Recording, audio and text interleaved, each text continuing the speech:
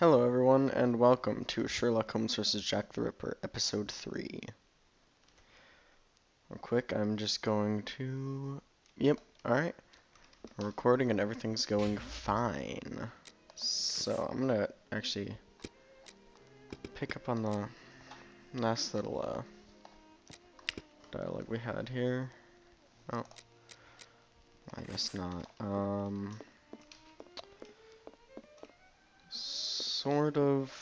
Kind of forgot what we were doing. Hold on. Let me see real quick.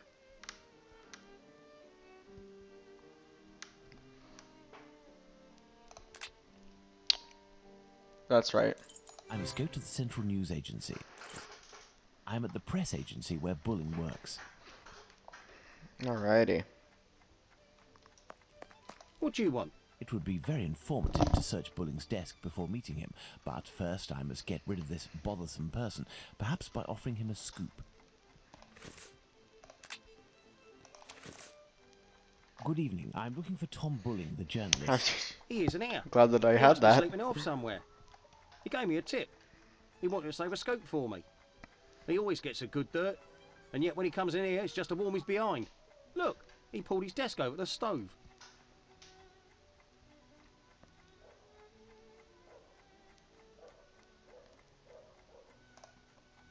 Listen, Scoop, I'm bringing it over. Only if Bulling isn't here, I'm leaving. Wait, what's this scoop? Bulling promised me a reward for info. There's a charlatan who does spiritualist seances that are a little bit special.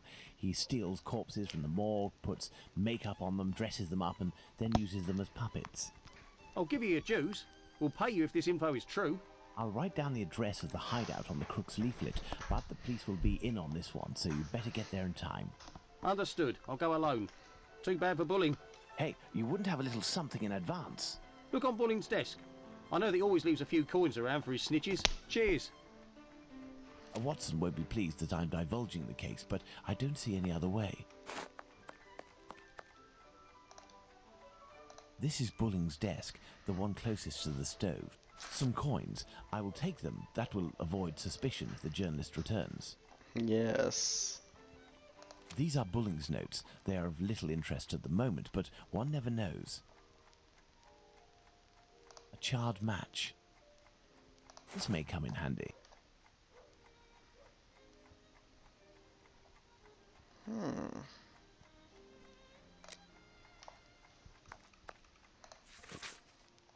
Permit me to defend myself against the slanderous accusations brought against me. You were not lied to. You were not lied to regarding the facts. Mr. Bulling spends all of his time in the most odious of pubs. But I am only doing my work as a journalist. It is during these outings that I can find the best information because I am thus in contact with the common man.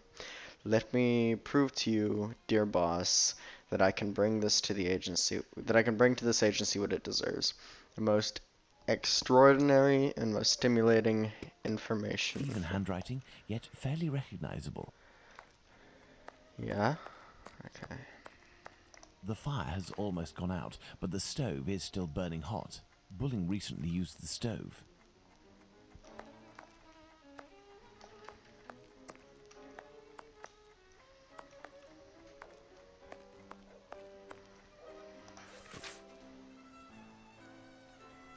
You notice that your employee, Thomas Bulling, arrived at the meeting in a state of inebriation.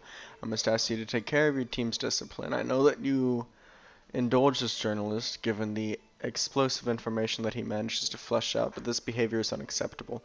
This should not repeat itself, or I will hold you personally responsible. The assistant Bulling's director. boss, Mr. Moore, seems to be protecting the journalist. A mirror.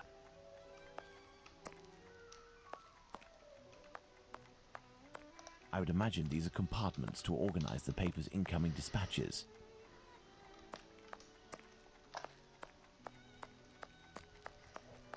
A telephone, a device that enables you to talk with anyone in London, provided the receiver has a telephone too. I need more information.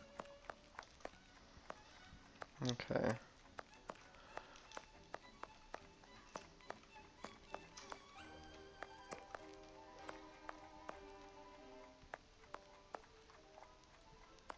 The Oh. fire has almost gone out, but the stove, Bulling recently used the stove.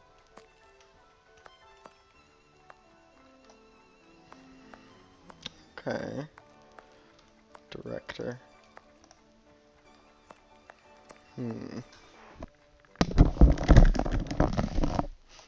Oh, you know what?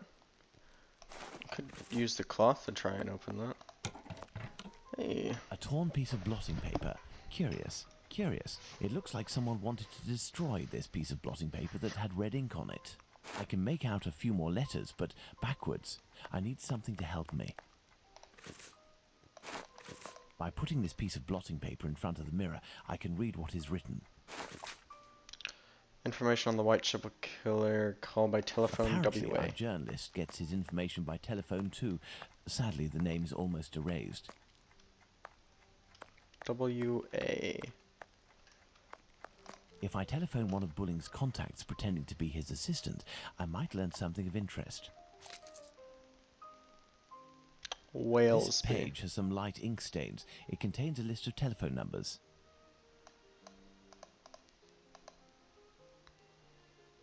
I need more information. Wait, how do I...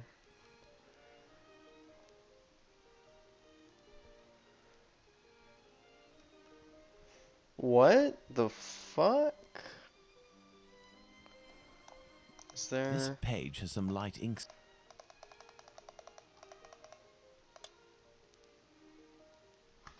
Okay, so...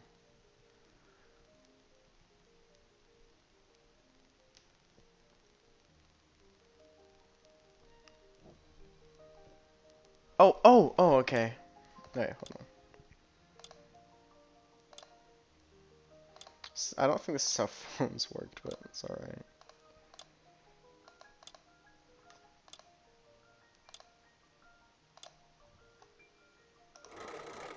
Walesby 1875, an ingenious way to save his contact. Central, Walesby 1875, if you will. Thank you, I will wait. Walesby, I am listening. Hello, my dear man. I'm calling on behalf of Tom Bulling. Bulling? So you know where this hypocrite, this liar, this... Not at all. He is currently unobtainable. In the meantime, he has left me with a note asking me to pursue his work, and he told me that you were aware. That's just great. I dropped everything off at his agency, but he didn't even bother to do the same for me. Tell me he at least gave you the information that I was asking in return. I am ready, sir. I'm listening. Do the police have a suspect for the bizarre theft of cigarettes and carrots that took place at the Commercial Street Market?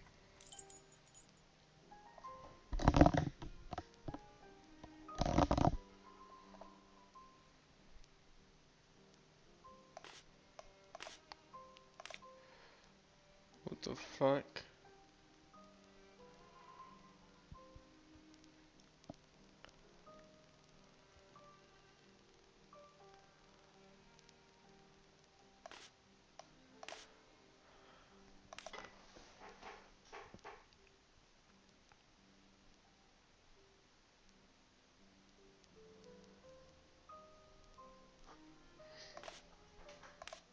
Oh, okay.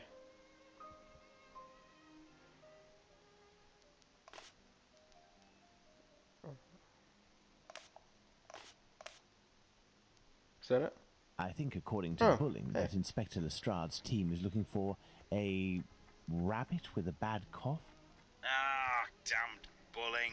One day he'll be in some serious trouble for mocking the police. And now, can you tell me, with regards to the parliamentary scandal, what did the head of the Whig Party respond to the Tories who were treating him as a great incompetent? Oh, okay. Alright, vote for me. I will surely be your best representative. According to Bulling, the head of the Whigs said, "Vote for me, I will be your best representative." Good. That'll make for a good paper. There is one last question. According to a government social study, civil servants make the best husbands. Why? Civil servant is never tired and has already read the newspaper. Okay, that did not work.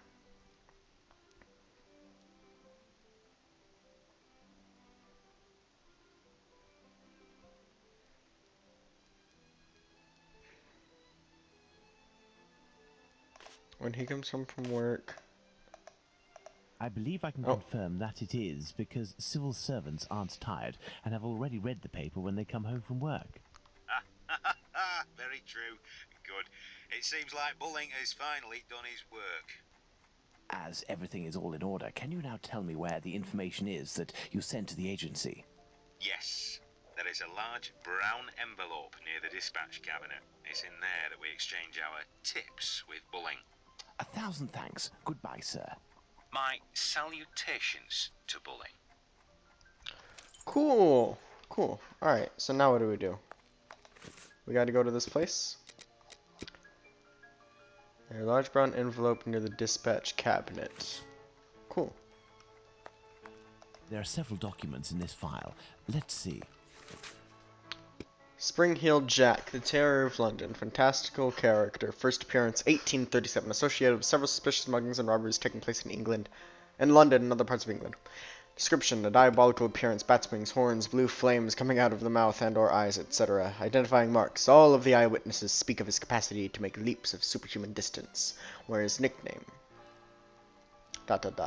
Conclusion: having become the very example of the urban legend of our century, his character fascinates as much as by his demonic and fantastical aura by the fact that he's never been caught by the police. Important: at the time of the attacks against the young women, Lucy Stales and Jane Aslop, the papers covering the events had record sales for weeks.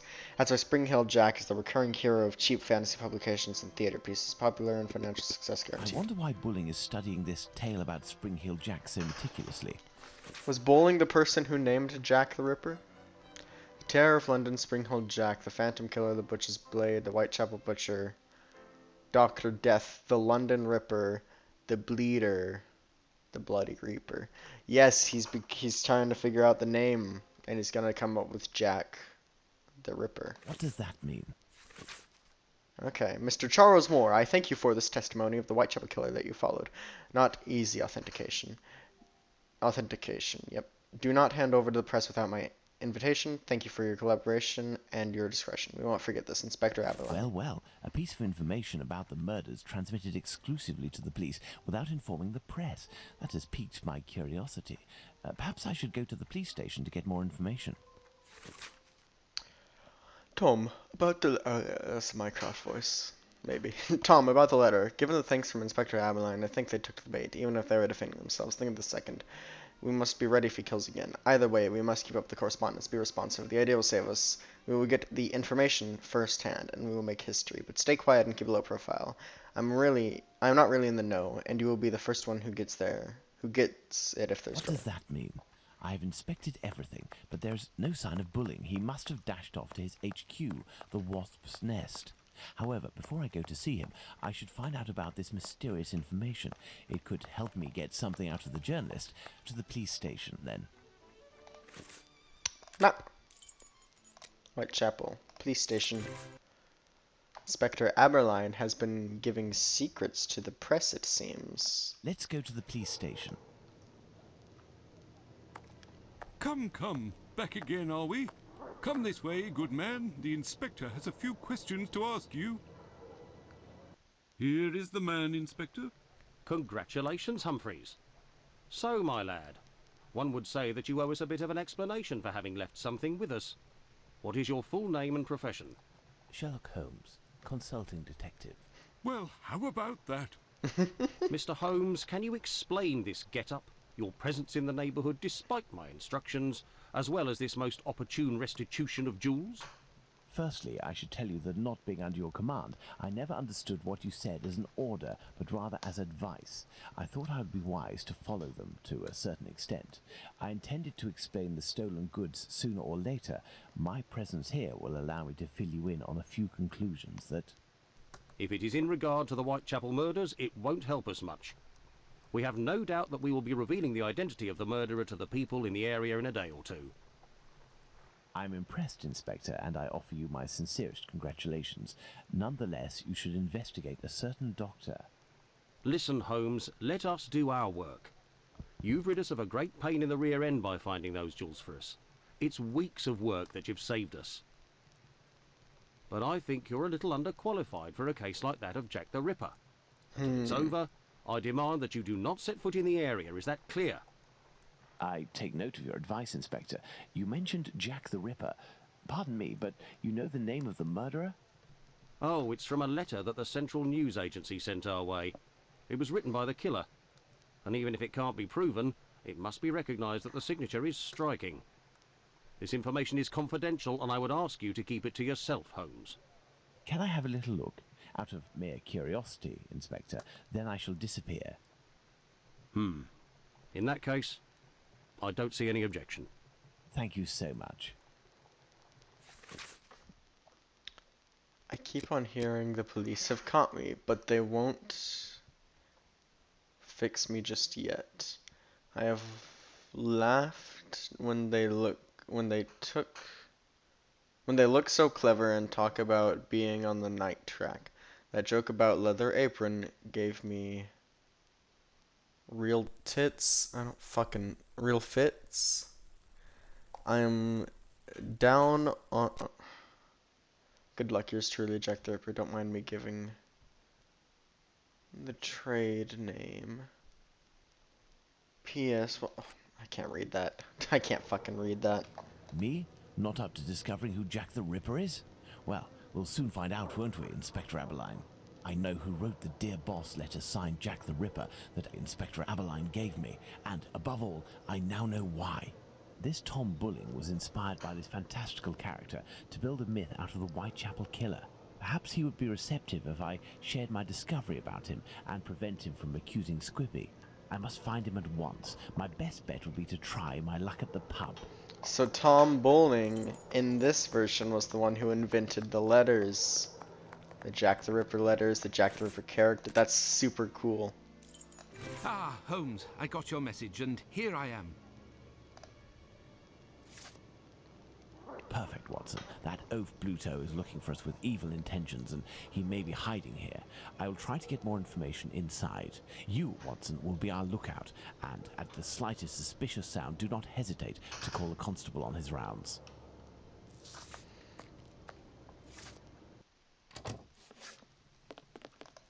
Mr. Bowling? Good evening, Mr. Bulling. We know each other? No, however, I have some information that may be of interest to you. Talk, my friend. A pint for you if what you say is worth something. Does it have to do with the Whitechapel murders?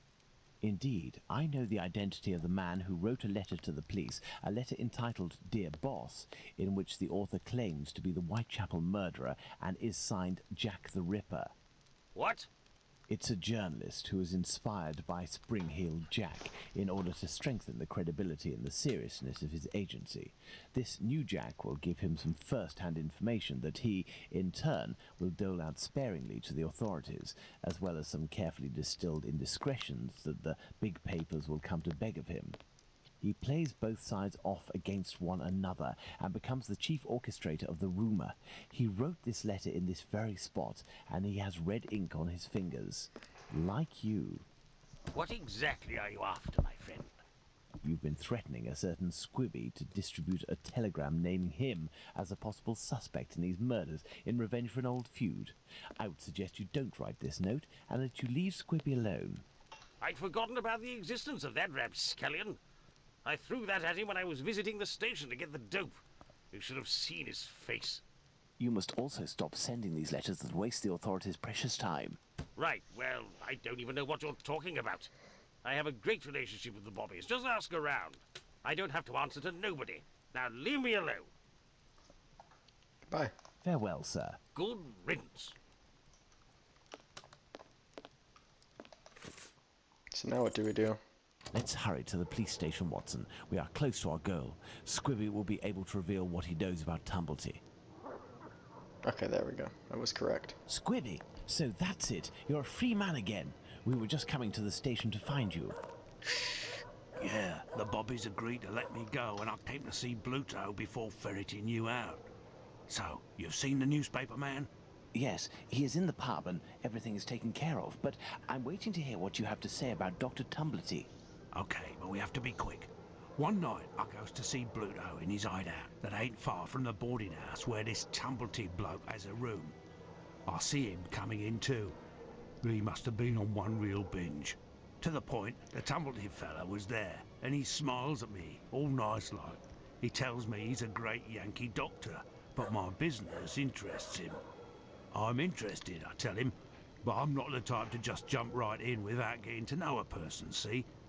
He invites me around to his room to talk business, just him and me. We empty a bottle or two, and all of a sudden, like, he wants to show me what he's got in this big trunk that he always carts around places. I just about vomited, see? In these jars, just like pickles, you know, there were pieces of meat.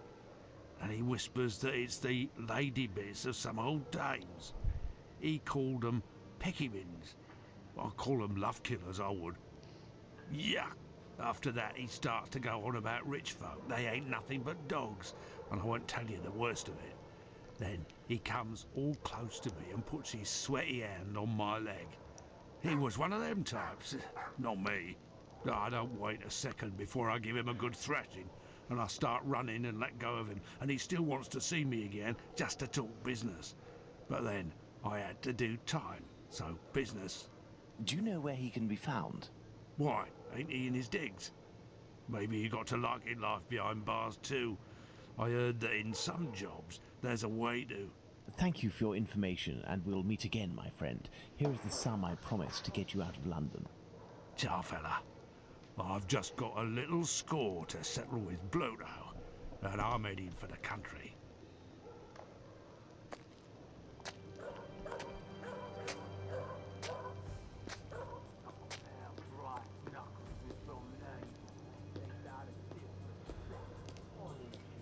Oh shit, that's him, isn't it?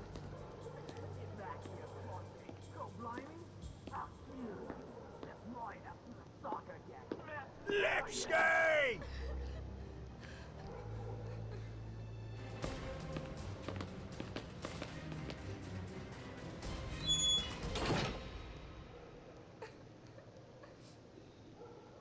My dear Watson, we must strike while the iron is hot. We have avoided meeting Dr. Tumblety until now.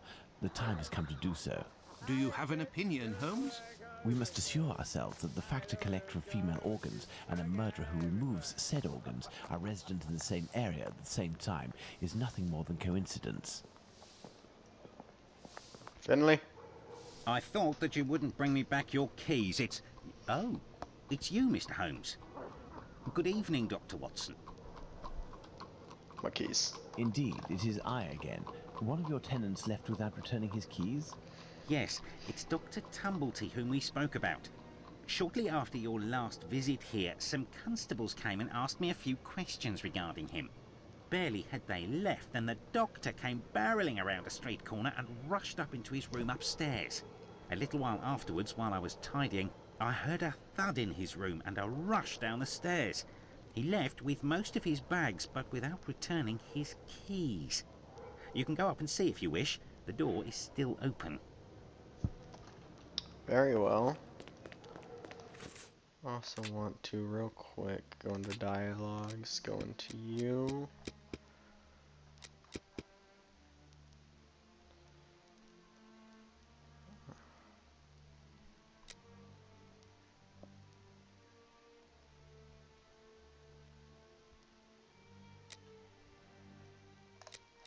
Okay.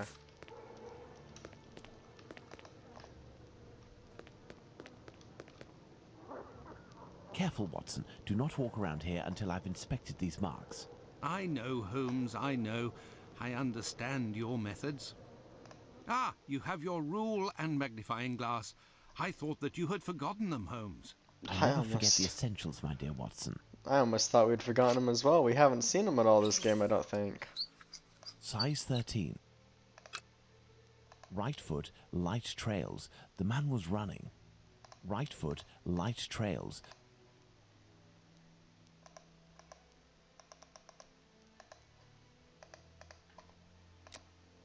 Ah, the you have store. your rule. I never forget the essentials. It looks like he stepped in something. This isn't water.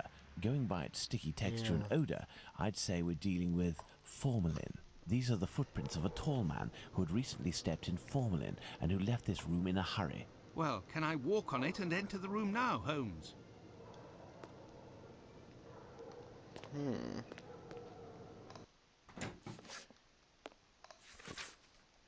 Dear Francis, it is impossible for us to meet again. I'm feeling terrible. Pursuing my dear Francis. This Dr. Tumblety Okay. seems to be attracted to men more than women. That much is clear. So, the doctor has a handgun, and he would use it to restrain young men, perhaps. Yeah, that dude's a little wacky. I like gay people. Oh, wait. These footprints are the same as those found in front of the door. Gay people are cool and everything, but murdering gay people aren't. There are a few pieces of a ooh, large that's glass disgusting. jar in this puddle. The man who left the footprints on the ground must have walked in it while fleeing. These footsteps must be those of Squibby. He must have hit Tumblety, who dropped one of his jars. And he ran out. Elementary, Holmes. Perfect, Watson. Oh my god, that's disgusting. Going by its size, this enormous trunk must be a wardrobe. These brackets are rather unusual. What do you think, Watson? Let's see, Holmes. These are the names of the battles from the American Civil War. Oh Let's shit. see. 5 latches, each fitted with a 6-number combination system. Okay, I should know this.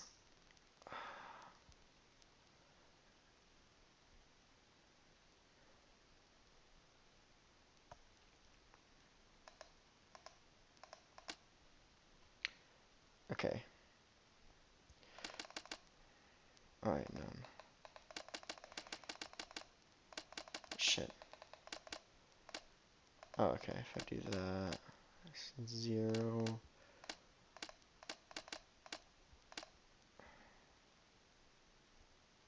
Maybe it's gonna be 0307 63. Oh, and I have to choose who won as well. Well, I mean, that would be the closest to Union we can get, because that's the Green Berets, the sniper division.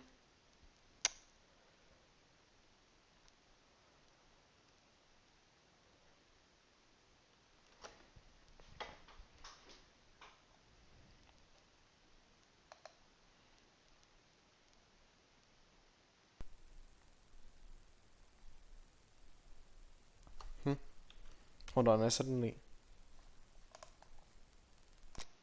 Okay. Going by its size, this... Okay, so 030763. Or maybe it's supposed to be...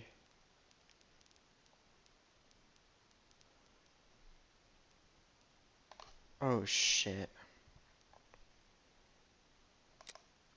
Okay.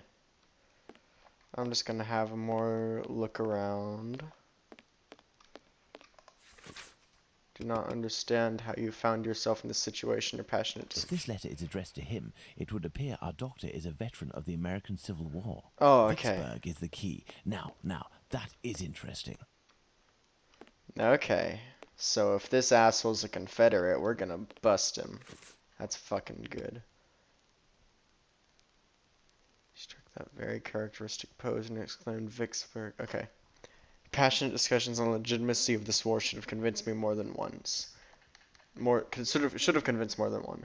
I still remember when you imitated him during that meeting. You struck that very characteristic pose and you exclaimed, Vicksburg is the key. The war can never be brought to a close until that key is in our pocket. We all applauded. I am sure that even Lincoln himself would have applauded. During these dark hours, it was rare to have the occasion to laugh. So many deaths, ending with our much-loved president, killed by this coward and left to join those of the victory at Gettysburg, who courageously fell, so the next day would be in our pocket. Okay, so he's unfortunately a Yankee. God damn it. I really wish Jack the Ripper was a Confederate, so that I could feel even less remorseful about him. Going by its size... Alright, so now I have to remember at what date Vicksburg fell. Actually, wait, I think Vicksburg might have been... Let's first try 18. Then we're 63, and then you are 2 and 5. So it can't be this date. It can't be either of the 63s anymore, and it can't be 71. Right?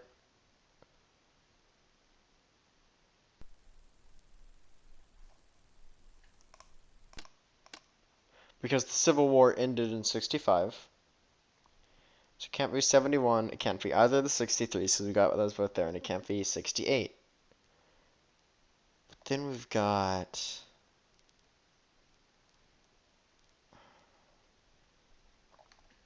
That's strange. Alright, well, Fort Sumter...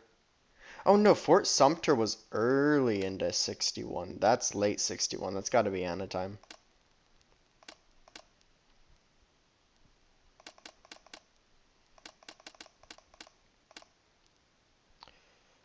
Which would logically mean that this is that date. 62. Okay, and now we've got to come up with the... Okay, we've got to use victory flags. Hey, it's the proper Confederate flag. At least I think it is.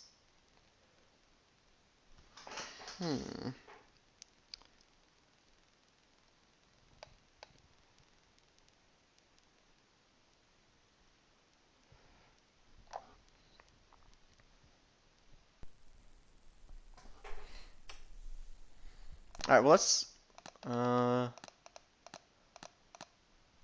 we can do all of these real quick, so it should be that. Yeah, and that's... Okay, so that's right. Oh, there's the familiar one that people often misuse.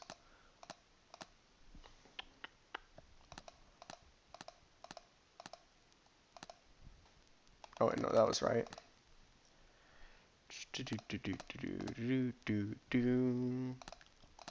Thank God, being a fucking Civil War history buff, it pays off. Let me tell you. There we go. There we go. And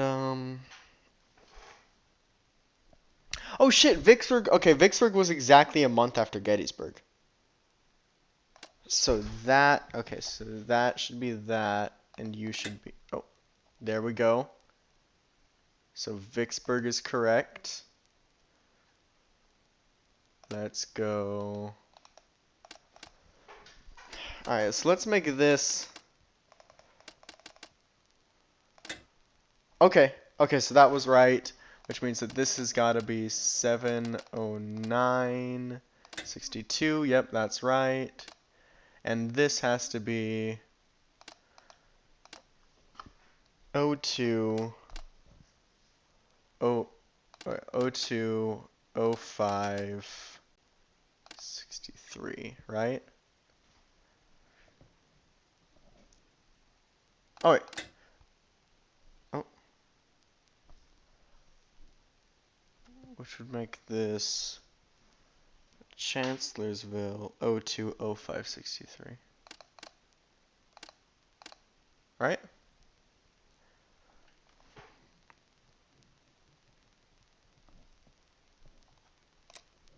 Going by its size,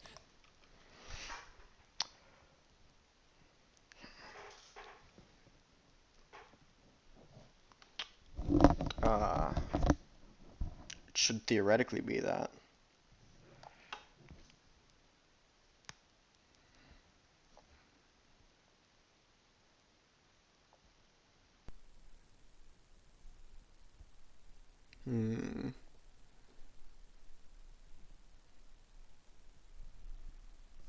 Oh, maybe... elementary. Oh, shit. Okay, cool. This is dreadful, Holmes. This trunk contains 4 jars in which organs are floating. Watson, can you tell me at a glance what these organs are? I would say that they are parts of female reproductive organs. Are these specimens fresh? No, and I am quite certain of it. From the colour and appearance, I'd say these organs have been in these jars for several months, if not years. Let's go to Baker Street. Is there someone here? Yes.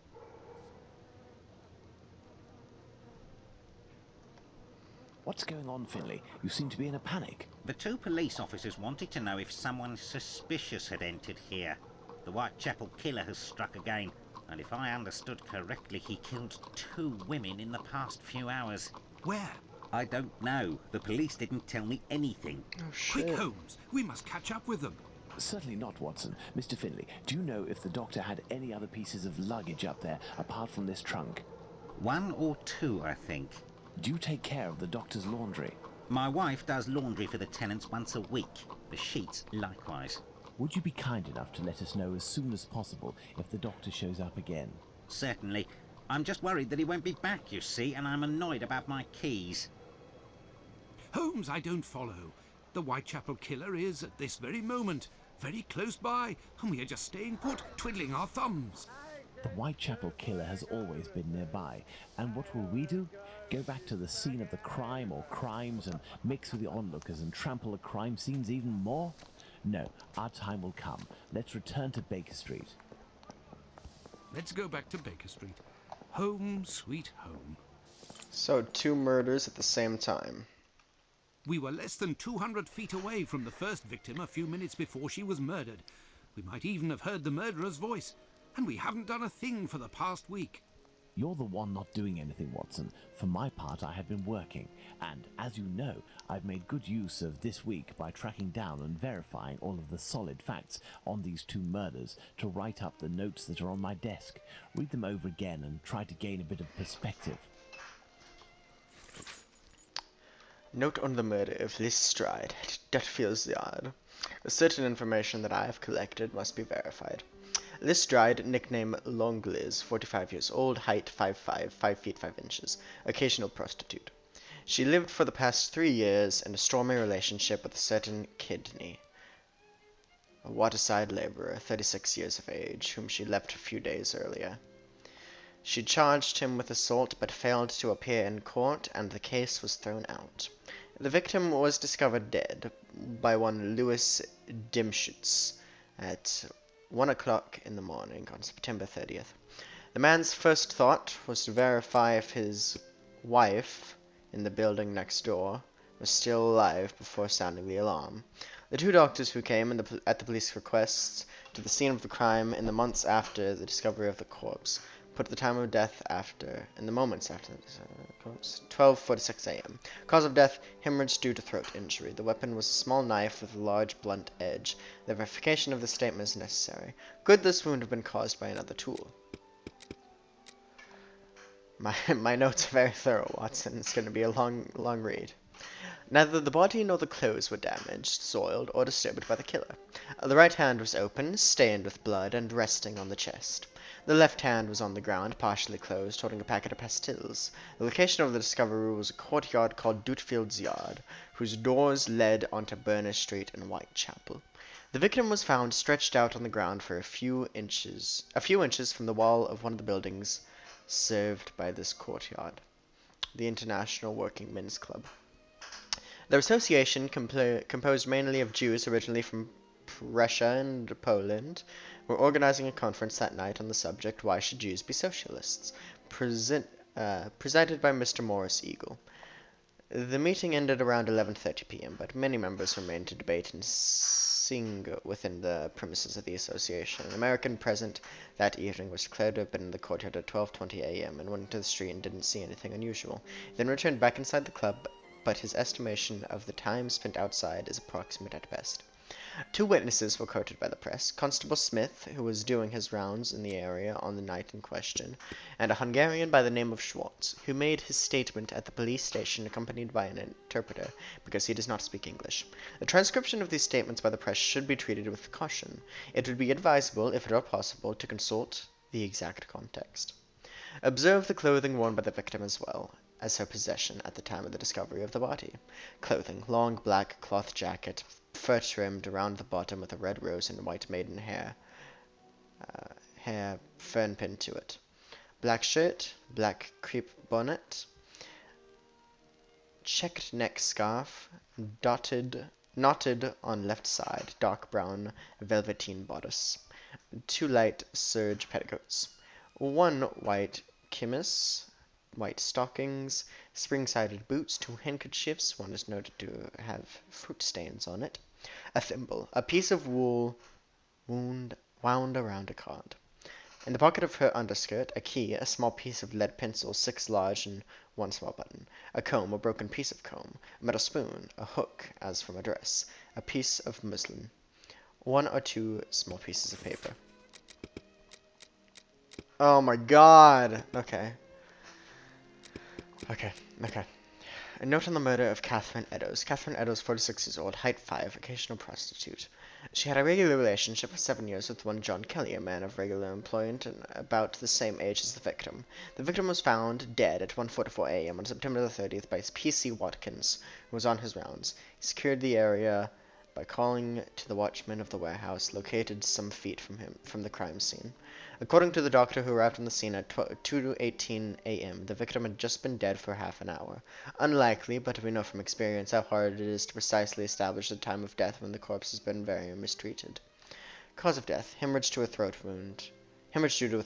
The medical examiner also confirmed that, additionally, the extractions committed on the corpse were done post-mortem and by a right-handed man possessing a long-bladed knife. The victim was subject to numerous mutilations. The victim was found stretched out in a dark corner of Meter Square, a notorious meeting spot for prostitutes and their clients because of its remote, poorly lit location. It should be noted that the victim was freed from the Bishopgate. From the Bishopgate Street Police drunk tank at 1 o'clock in the morning. Meter Square was visited at 1:30 a.m. by P.C. Watkins coming from Meter Street and at 1:42 a.m. by P.C. Harvey coming from Church Passage. The 2 police constables didn't see anything suspicious in the area, but it should be noted that P.C. Harvey didn't enter Meter Square, unlike P.C. Watkins. The watchman who came to lend a hand to Watkins at the time of the discovery of the body had been awoken during the time of the crime. His door is located a few feet from the spot where the victim was dying and didn't hear anything until the police's call. Firstly, we must note that the clothing worn by Catherine Eddowes are very characteristic. I think in particular the patterned green chintz skirt as well as the white men's vest. Few of her possessions, including the thimble, were found around the corpse. The white apron was found at the corpse with a part missing. Thus, the missing part, previously resewn, thus ensuring authenticity, was found at 2:55 a.m. on the night of the murder by P.C. Alfred Long, who states that the object wasn't there at his preceding patrol around 2:20 a.m.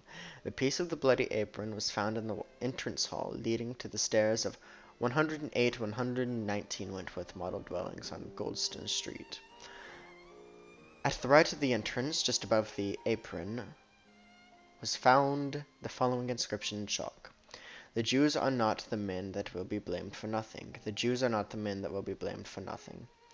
The Wentworth model dwellings buildings almost certainly exclusively occupied by Israelites, and Goldston Street being the site of a very popular, much frequented market, as he decided to erase the inscription before the day broke. Kate Eddowes' belongings. Wearing at the time of her murder, black straw bonnet trimmed in a green-black velvet, with black beads, black strings worn to the head, black cloth jacket trimmed around the collar, and cuffs with imitation fur around the pockets, and black silk braid and fur. Large metal buttons. A dark green chintz skirt, 3 flounces, brown button on waistband. The skirt is patterned with daisies, men's white vest, matching buttons, very odd green alpaca shirt, worn as undergarment. Very old ragged blue skirt with red flounces, 8 twill lining, worn as undergarment. White calico chemise. Okay, alright. So just her fucking possessions. Okay. I have read and reread them, but give me something to do then. A task where I can get stuck in, because Find me a slaughterhouse that will give us exclusive use of its block for an hour. And find me, in your opinion, which common animal shares the most characteristics with humans from a physiological point of view. Pig? I don't even know why I asked that question. Pray, find a dozen fresh pig's heads, Watson. Not big heads, I prefer small ones. Sows? That's it, Watson. As soon as you have done that, let me know. I request that you search in Whitechapel. Who knows, perhaps you will learn something about where Dr. Tumblety may be hiding.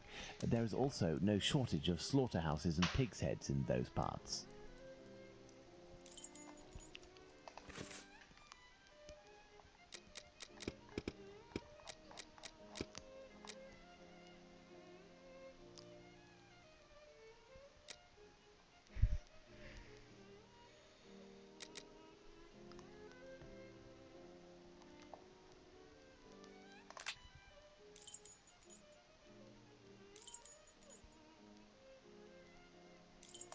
Maybe Lucy can tell us something. What a ridiculous idea to have asked Holmes for something to do. Where on earth am I going to find what he wants? Perhaps that kind Lucy will be able to help me. Lucy? Oh. She doesn't appear to be here right now. Must be working. I must go to Miss Bella's. Good evening, Lucy. But is something wrong? Good evening, Dr. Watson. Yes, Oh, I forgot about him. it's my uncle. He's no longer with us. Please accept my condolences, miss. Thank you, Doctor. But why are you here? Can I help you? My request may sound rather strange, but do you know if there is a butcher's or slaughterhouse in the area where pigs are killed? Yes, Fletcher's the man. He was a regular client, owner of a little butcher's shop not far. But Miss Bella didn't want him to come, as long as he didn't treat his awful sickness. Can you point to his shop on my map? Certainly. Do you know anything about the two latest murders? Oh, goodness me, no. All the girls in the neighbourhood are terrified. Who will be next? That's what everyone is asking. Well, goodbye. Goodbye, Lucy. Until next time, perhaps, Doctor. I have nothing to ask. Okay, I wonder if she had anything. Ah, Yeah, I there's saw- Fletcher's butcher shop. I saw this place earlier. Closed due to illness. If the proprietor is ill, the butcher's block is probably not being used. Perhaps I can use it. Now, where could a sick butcher have got to? The hospital. If the proprietor is... Yes, if Fletcher is ill, he should be here. No shit, Watson. Yes, if Fletcher is ill, he should be here.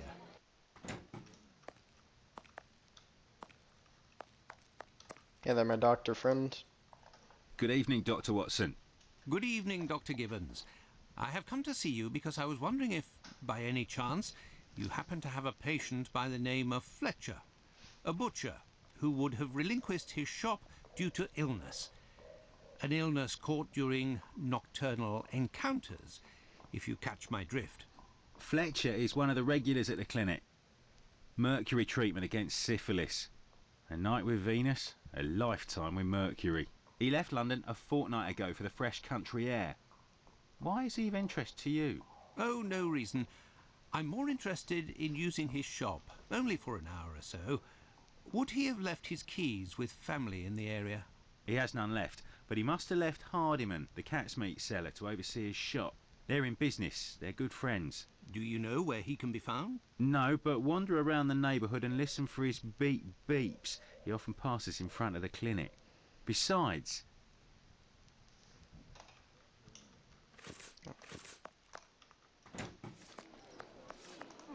Shit.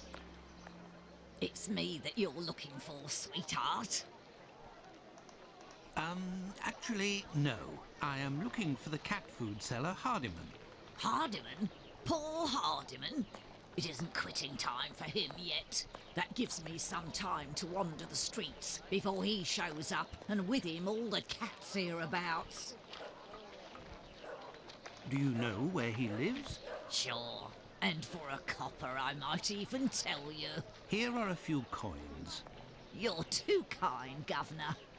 Well, these days I knows that he lives with his mammy on Hanbury Street, in the same place where Dark Annie bled to death.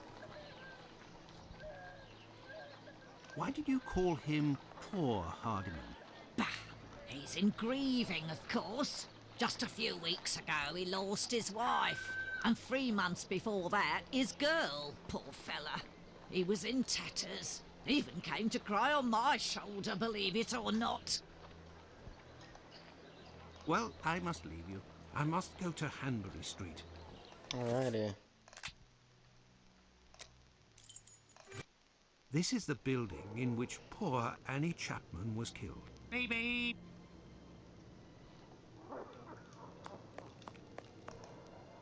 Beep beep. Hello, are you Mr. Hardiman? That's me. I am Dr. Watson. I have come to see you about Fletcher's shop. I would like to use it for an hour or two, if you have the keys and your rates are reasonable. Do you want to operate on someone in the butcher's? Not at all. One of my friends needs it to prepare pig's heads. Well, why not? Fletcher certainly wouldn't mind, but there's a problem. A What's problem? How so? This morning, the neighbour above broke his key in the door. The old boy must have already had a drink. So? Well, I tried my best to unjam it with Fletcher's spare key, which is pretty thin, and bam, that one broke too. Hard luck.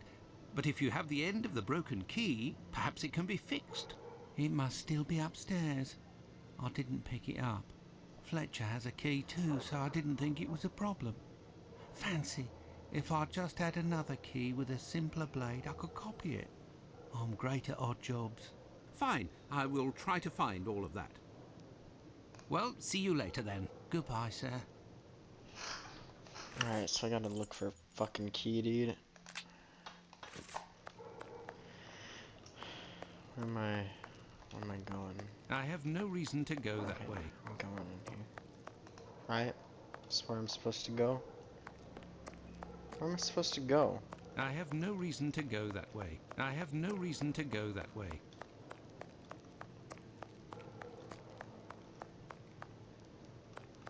There we go.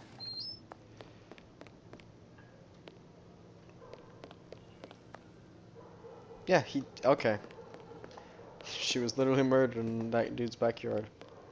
What a coincidence. Oh, no. But what a... Ah, how dreadful. Kebabs, the same as Hardiman's. So he prepares his meat here. My word. These are innards. This bag contains butcher's equipment.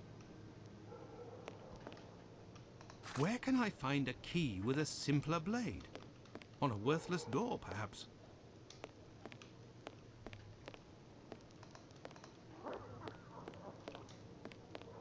Fuck's sake, man.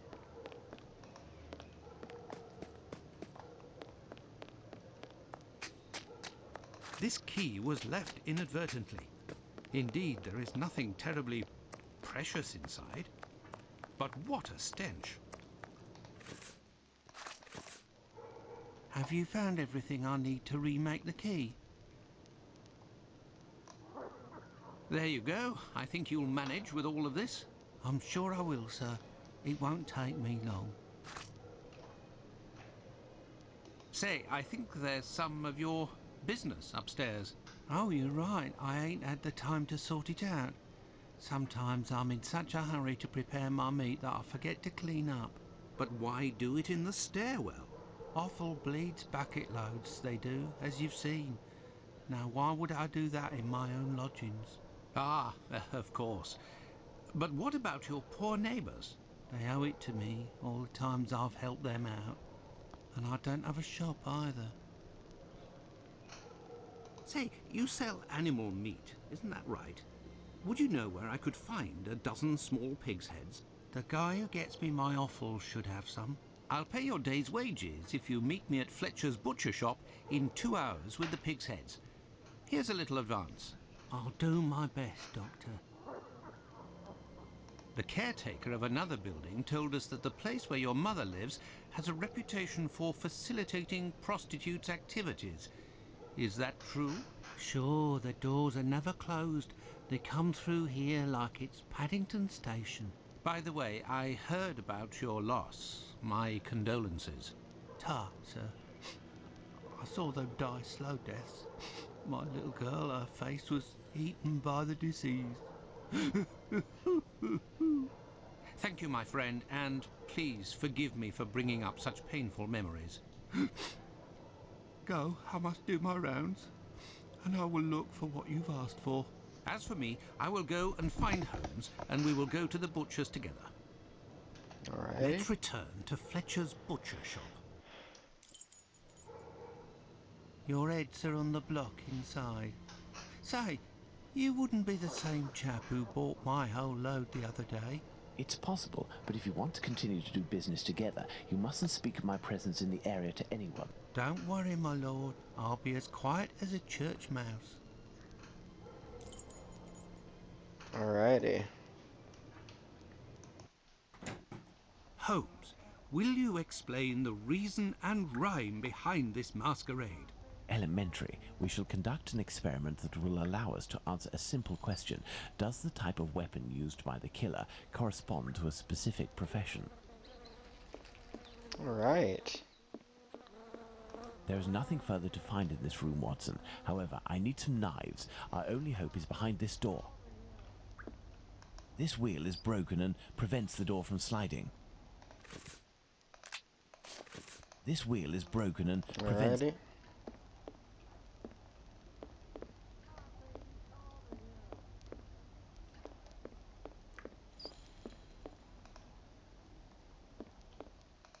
And here are our sow's heads. Congratulations, Watson. You're welcome, Holmes, but what do you really want to do? Take up a collection? No, we're gonna be carving these bitches up, dude.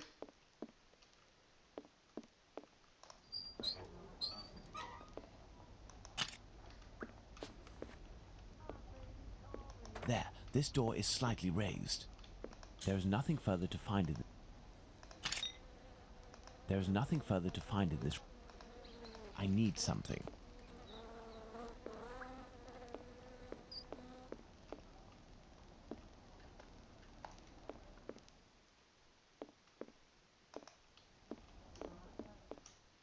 What do I need?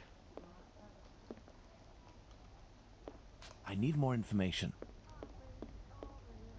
Okay, so I can't go outside anymore. Maybe this big pan here? Oh, wait. Elementary. While I prepare our experiment, could you find me 2 knives? A small one, somewhat larger than a pocket knife, with a large, sharp blade. We'll need it to separate the bones and to cut through the thick skins. Then find me a long knife that's at least 13 inches long, no shorter, that's sharp and has a thick blade. Fine, Holmes, but I'd like to tell you about Hardiman. Do you know that he prepares his kebabs himself, and... That he owns butcher's tools and uses offal? That's obvious, Watson. Pray, take my magnifying glass and my rule and get started, Watson. Find me these 2 knives.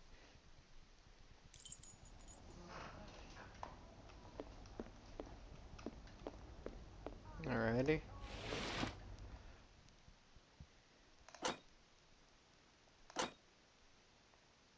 With the rule, I must find a large knife. Oh, okay. Size, 10 inches. Size, 13 inches. Size, 6.5 inches. Size, 7 inches. Size, 6 inches. Size, 7 inches.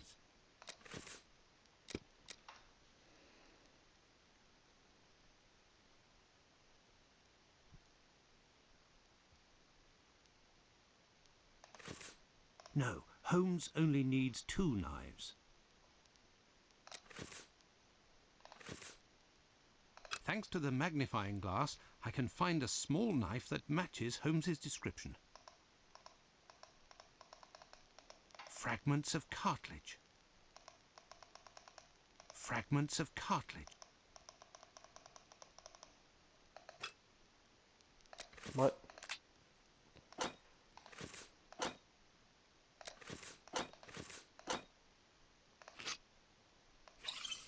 Size? 11 inches.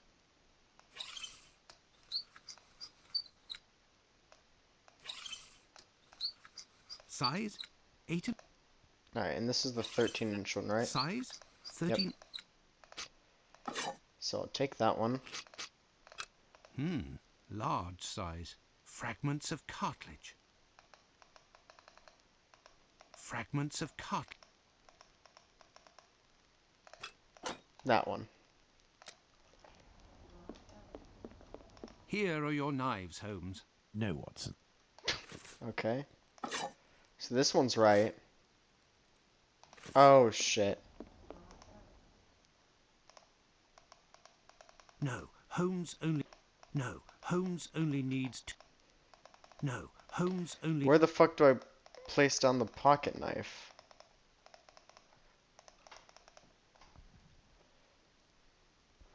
How would I... No, I can't do that.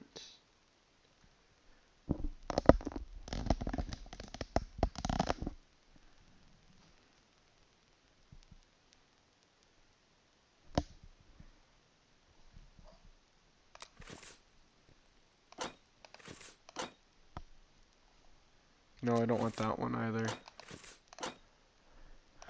I want that one. Maybe. And here are our sow's heads. You're welcome, Holmes, but... Here are the knives you asked for. Be careful, they're awfully sharp. Holmes, I must say that this experiment is making me rather uneasy. Comparing animal heads to these poor women. You're right, Watson, but this somewhat shocking experiment may help to end this massacre and save other victims, you can be sure of that. Look, these pigs' heads are still bloody, which will suit our experiment perfectly. I have a pocket knife and a scalpel with me. With the two knives you just brought me, we have a similar array of weapons as those probably used by the killer. We saw 3 types of throat wounds on the deceased attributed to this man, those intended to slit the throat, those intended to decapitate, and the more superficial yet mortal wound that led to the death of the unfortunate victim in Dutfield's yard, Miss Stride. With the help of these 4 knives, we are going to try to recreate these wounds on the pigs' heads and see what we can establish about the weapon or weapons used. We may also be able to rule out Miss Stride as a victim of the killer of the other 3. Okay. So.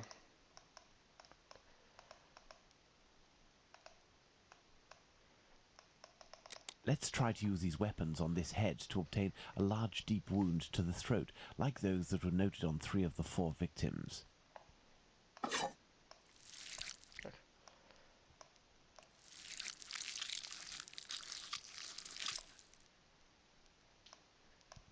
Okay.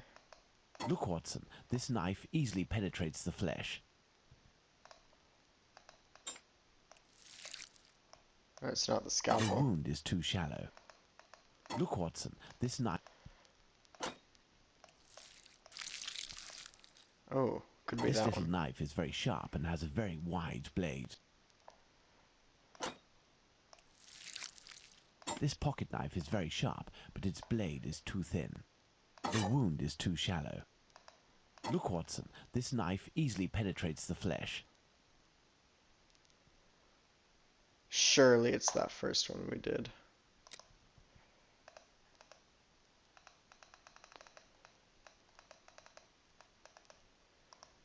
Let's try to decapitate our victim with these tools, knowing that the killer didn't quite manage to do it. Charming.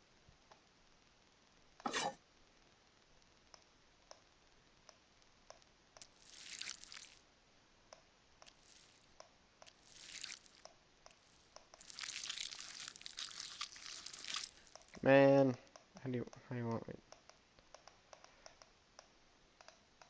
This knife with a long blade easily slices the flesh, but cannot dislocate the vertebrae.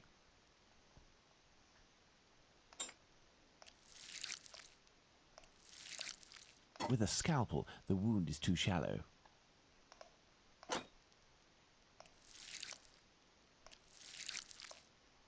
Look, Watson, this little knife with a wide base can easily slice the vertebrae of our porcine friend. The blade of this pocket knife is too thin to reach the vertebrae. So again, the big knife With at a the bottom scalpel, the wound is too... is paying off.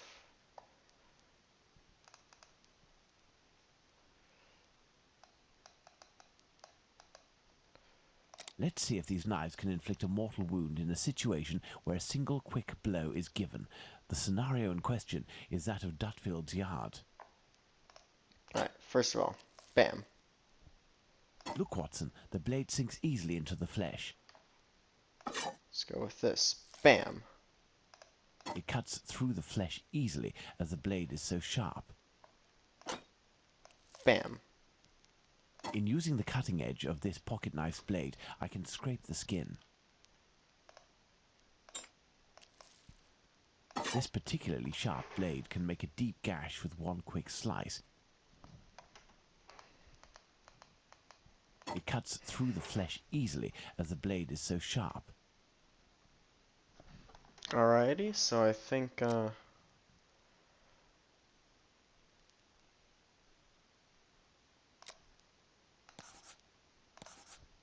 okay, so we can do that there. Let's try to decapitate our victim. Charming.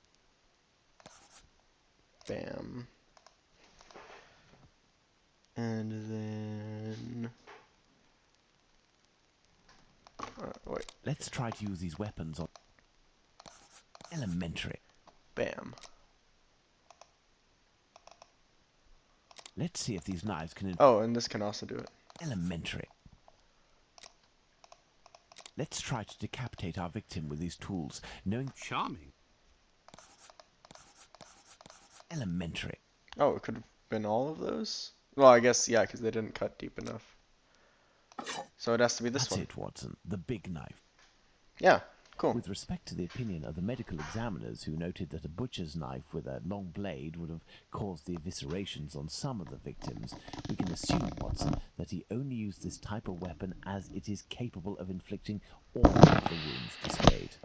Furthermore, the Dutfield's Yard murder remains attributable, for the moment, to the Whitechapel killer, if we are able to explain why the murderer used his knife in a different manner. Why not go there now? We will try to reenact the killer's actions that night. Our first objective will be to clarify, one way or another, the statements of Constable Smith, as well as this Hungarian by the name of Schwartz. We must also try to find out more about the International Working Men's Educational Club, underneath which the murder took place, perhaps at the Wasp's Nest. Yes, let's go to Dutfield's Yard or wherever, but quickly. I am in urgent need of fresh air. Let's go to the Wasp's Nest. Alright.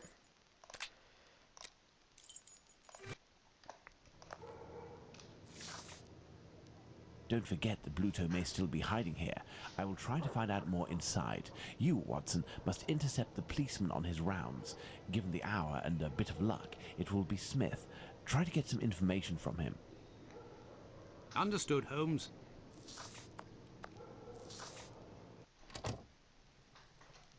Alrighty. Hello. I know you. You're Squibby's guardian angel. You weren't dressed the same last time, but I don't forget a face. No hard feelings, huh?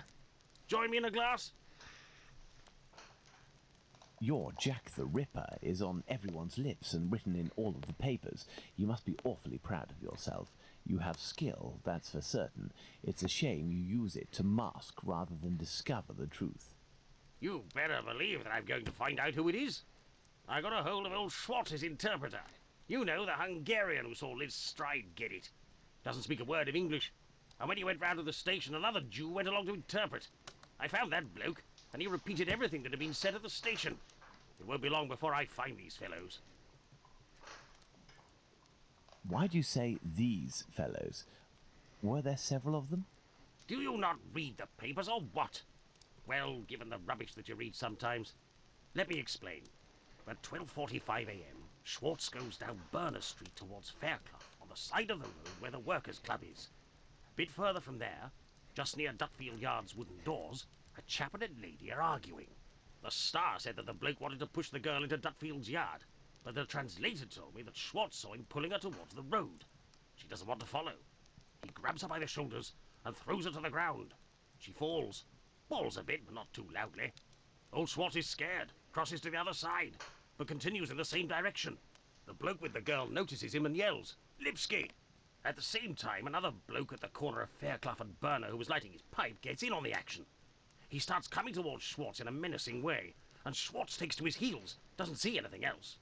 Once he finds out that a woman got herself killed, he went to testify, and identified Longley's stride as the woman he saw getting thrown about. So there were definitely two blokes, mate. But why am I telling you all this? In vino veritas. Okay. I'll take my leave then, Mr. Bulling. That's right. Till next time.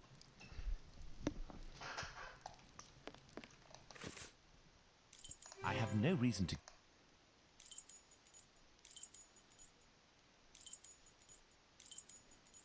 Where am I going now?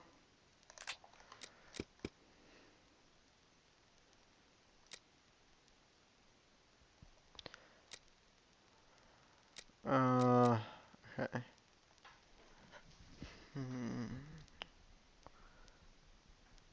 Garion who saw light. Okay. Okay.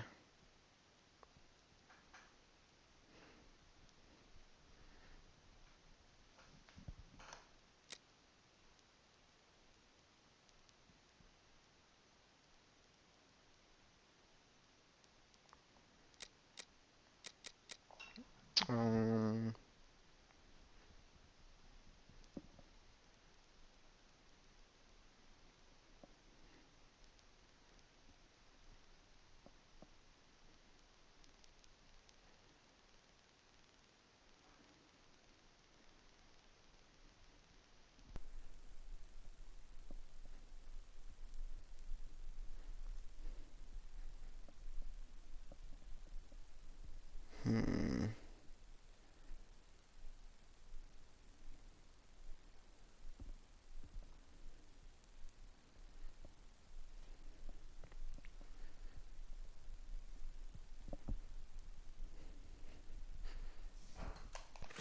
Okay. So now, where do I go?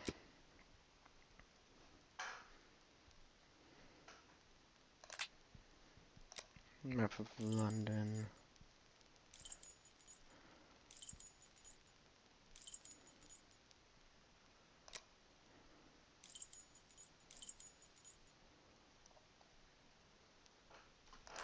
Where am I supposed to go next?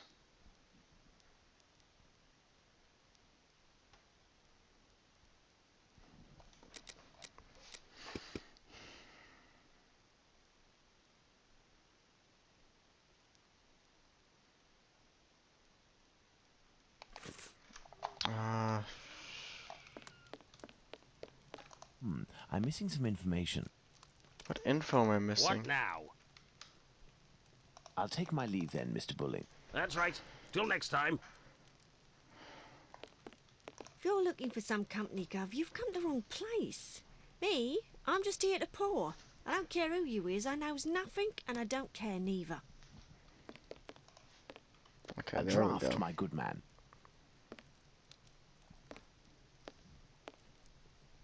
Here, sir. Tell me, was it not a mere stone's throw away from here that the Whitechapel killer struck last week? That'd be Jack the Ripper, that's his name.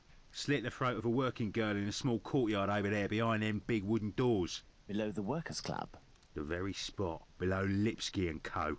I wouldn't be surprised if Jack was one of them, if you catch my drift. Lipsky and Company. Do you mean to say that someone called Lipsky runs this club? Nah, it's just that it's full of Jews. In Whitechapel, we call them all Lipskys, like that Lipsky who killed that girl in Batty Street last year. Oh, really? Last year, a Jew named Israel Lipsky killed a lass who was 6 months pregnant by making her drink acid. One trial and one protest Shit. by rabbis later, and he was hanging. By those who don't much like him, the Jews are called Lipskys. Is the term Lipskys used to refer to the Jews in the area, and is this club frequented by Jews? You got it. Socialist Jews even. They spend their evenings hollering, singing. I've seen them spitting on the bosses. And you know the victim? No more her than any other. The working girls don't drum up business too much in this street. They need a reason to end up here. Well, goodbye. Very well. Goodbye. Cheers. First and foremost, I must find P.C. Smith. Is this him? Good evening, Constable. Good evening, sir. I am Dr. Watson. Would you happen to be P.C. Smith, the man who patrols this beat? That's me. And you work with the famous Sherlock Holmes, don't you? What can I do for you? I believe you were on duty the night when the murder took place here. You would certainly be able to confirm a few details, such as the time of death that the medical examiner gave. It's just that I wasn't there when the body was discovered. I don't think I can help you. But I was told that you had seen the victim that very night. Indeed. But it was before the murder. I saw her, not far from here. She was talking to a man. It was around 12:30 or 12:35 a.m. What did this man look like? I only saw him from behind, really. He was wearing a short black outfit, a small felt hat like a cap in a dark colour, and a white collar. He seemed to be a respectable type. He was carrying a packet in his hand, wrapped in newspaper, about 18 inches long and about 6 inches wide. His outfit reminds me of someone that I know. Was he a large man, on the older side? I don't think so, no. Even though I only saw him from behind, I would say that he was barely 30 years old, or even less. Say 28, or even less. 26 years old, and 5 foot 8 inches tall at the very most. He had a small dark brown moustache and an olive complexion, I would say, but once again, I only caught a brief glimpse of his face in three-quarter profile. Oh, some. Nobody else saw this man? I discussed this previously with Mr. Eagle, the president of the Workers' Club. That night he returned around 12:40 a.m. to the club. He used the passage through Dutfield's yard to get into the club because the main door was locked. He can attest that he didn't see anyone else in the passage at that time, but wasn't really paying attention to who else might have been in Burner Street itself. He was listening to the song coming from the club. In short, no one else saw him. Well, thank you for having satisfied my curiosity, my friend. A fine evening to you, Doctor.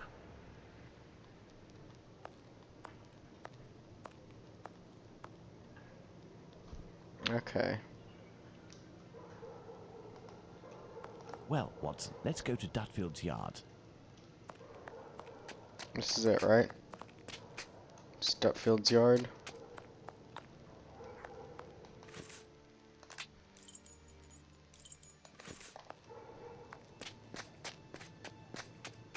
Where the fuck's Dutfield's yard at?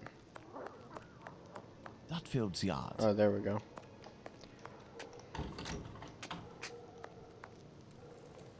Your interrogation of P.C. Smith has proven to be very shrewd and of great interest. Thanks to the information I've managed to gather and that you were able to read in my notes in Baker Street, Watson, we can recreate what happened that fateful night at this location, Dutfield's Yards to be precise, the site of Liz Stride's murder. Okay.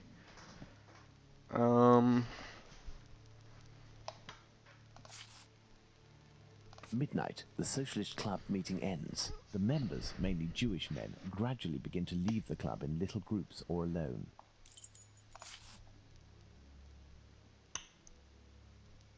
"12:20 a.m. The American leaves the Socialists Club for some fresh air. The street is deserted.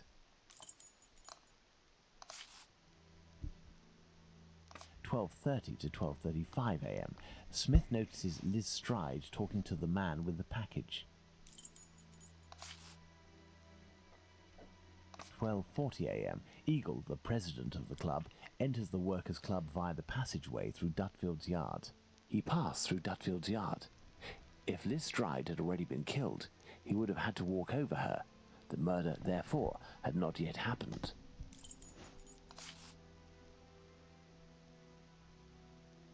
12:43 a.m. Israel Swartz passes by Dutfield's yard and witnesses the attack on Liz Stride. Alright. 12:44 a.m. Schwartz crosses to the other side of the road. The attacker sees him and yells, Lipsky. The attacker must have shouted to his accomplice at the end of the road, Lipsky, indicating at Schwartz using his head in an attempt to scare off this undesirable. 12:45 a.m., Schwartz runs away, followed for a short distance by this man. 1 a.m., Mr. Diemschutz wants to enter with his cart, but the pony refuses. We know that the murder took place between 12:45 and 1 a.m. Mr. Diemschutz, therefore, must have disturbed the killer. Let's place Liz Stride's murder on the timeline, Watson. 12:45 to 1 a.m., the murder of Liz Stride. It took place in this very spot, as the traces of blood were very confined. We will come back to this point in a few moments to elaborate on what could have happened. Well, we are still missing certain information in order to finish this investigation, Watson. Watson, imagine the victim laid down there on the ground. Her right hand, it is bloody, as is her wrist.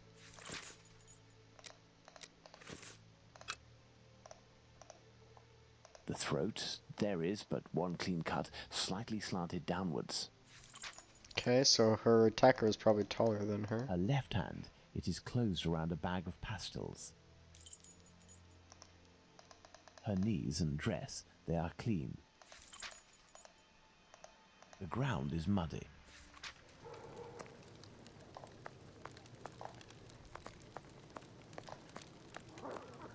Alright. Is there any info to be gained over here? No. Very well, we'll go into the deduction board. So, the knees and the bottom of the dress at the, oh wait, hold on. Let's save real quick. Okay, yep, there, and my mic's still working. Alright, cool. So, the ground is dirty, the knees and the bottom of the dress and the front are clean. The victim didn't struggle on the ground. She was killed lying down.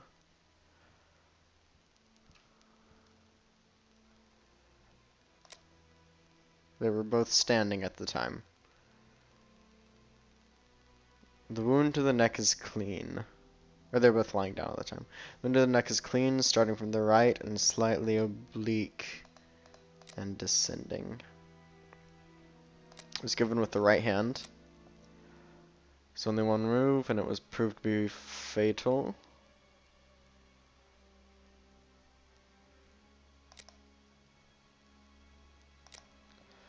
The murderer struck the blow from above. Right. Okay, alright, so they're both standing. Taller.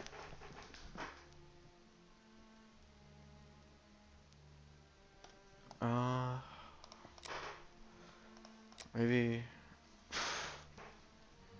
Well, he's got to be taller, right? Oh, okay, so that worked. Okay, so they're the same size. But it was given with the right hand. Killer's right-handed. Murderer strong. Strong man. Bloody right hand and wrist. The carotid wasn't slit. Just put her hand on her throat. What the fuck's a mezzaluna? No, it's that. We have two possibilities. The first is that Liz Stride's killer and the attacker, seen by Schwartz, were one and the same man. The second is that Liz Stride meets a client. After some discussion, they head towards Dutfield's yard to do their business. As soon as they arrive, the attacker appears while his accomplice keeps watch. Schwartz's arrival dissuades the two men from lingering. They leave the area and leave Liz Stride in a tense state, but glad to have kept her client. He will be her murderer. Both hypotheses are possible, but an incongruous detail will serve to corroborate one of them. An incongruous detail that we were able to establish regarding the Hanbury Street murder. Which one would that be, Watson? Look at the victim carefully, Watson, and tell me the link between the murder of Liz Stride and those of Nichols and Chapman. Look at the victim carefully, Watson, and tell... Wounds to the No, neck. that's not it. They were The holding bag something? of pastels, Holmes. The bag of pastels. Indeed, Watson. If this woman had to defend herself against an attacker, why would she have held onto this bag in her hand? It didn't fall because this woman's hand tensed at the moment when she fell to the ground. Therefore, Watson, we know the killer distracted his victim's attention by making them take something out of their pockets. Why didn't he slit her throat like the others? He must have feared a struggle with this strong-willed woman. Why didn't he eviscerate her? Because Louis Diemschutz arrived. Do you think the Whitechapel killer is behind this murder, Holmes? Yes, and now this murder has been linked to its rightful perpetrator, it will take on deeper meaning when we have examined the facts from that night. Let's go to Mitre Square, where Catherine Eddowes was killed. And make haste, Watson, as we have another murder to commit in 40 minutes. Alright. Here we are, Watson, Mitre Square. It took us a mere 20 minutes to get here. If the killer left Dutfield's Yard around 1 o'clock, as we assume, he would have arrived here at around 1:20 a.m. We Alrighty. know that Catherine Eddowes' body was discovered at 1:44 a.m.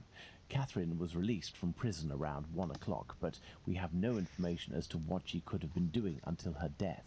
This place has 3 possible ways out. Let's see where they lead. As a precaution, I brought an old map of the area with me. It will help us get our bearings. Let's hurry, Holmes. This neighborhood makes me ill at ease. So there's that, that, that. So where does this passage Church lead? Passage. It must be opposite the Imperial Club at 16 to 17 Duke Street. Let's go to the end of this lane, Watson.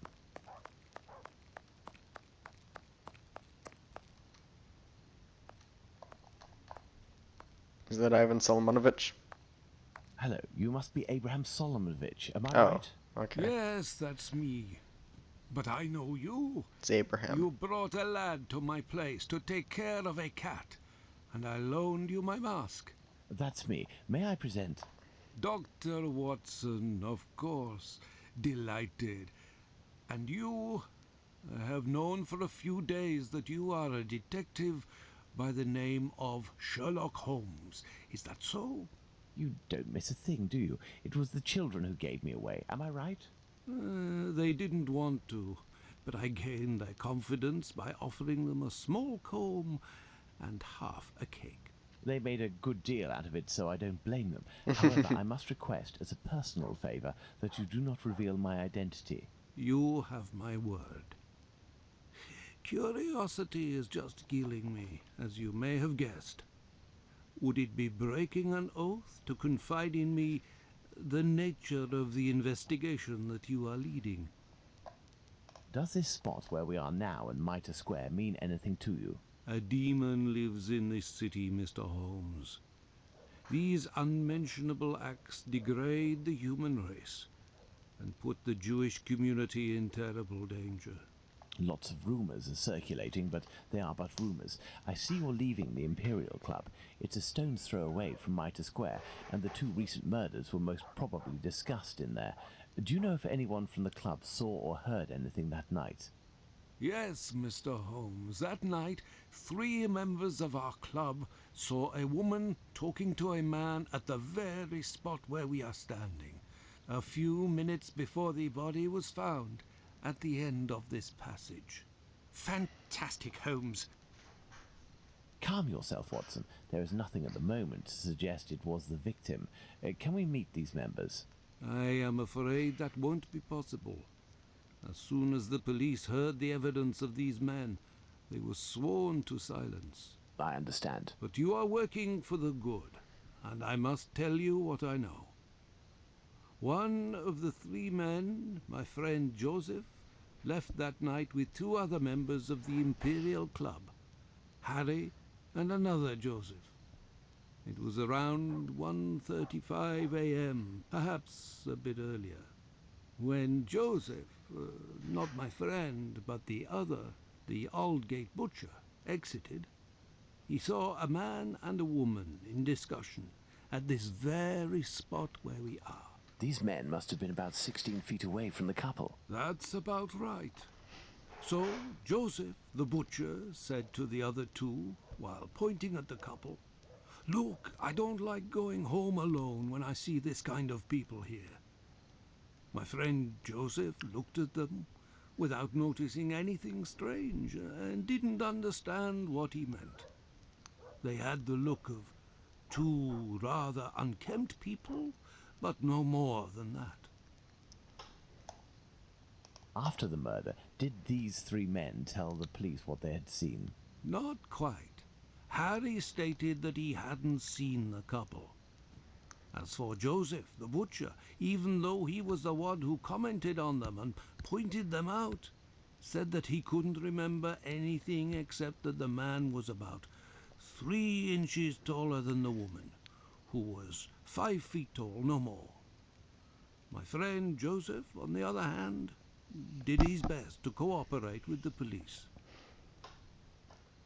And what did your friend Joseph say? What did this man and woman look like?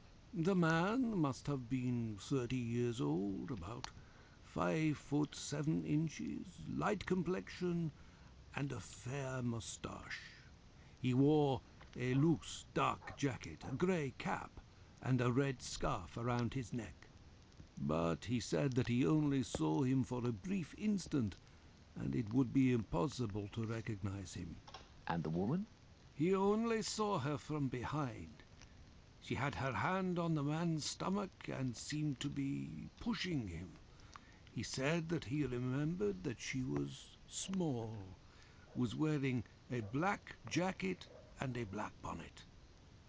After his testimony, the police took him to see the clothing of the deceased, and Joseph said that they looked identical to those of the woman he had seen. Like I already said, he only glanced at the two, as he was headed with the others in the direction of Aldgate. One final question. The Imperial Club is a Jewish club, isn't that correct? Indeed. Thank you for your help, Mr. Solomonovich. Bah, it was nothing.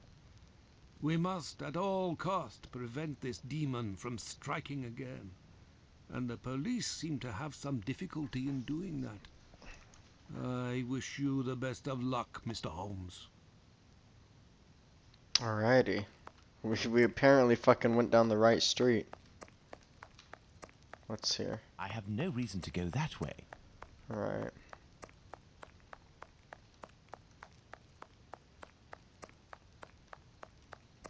This dark and narrow passage leads to St. James's Place. Nothing of interest here.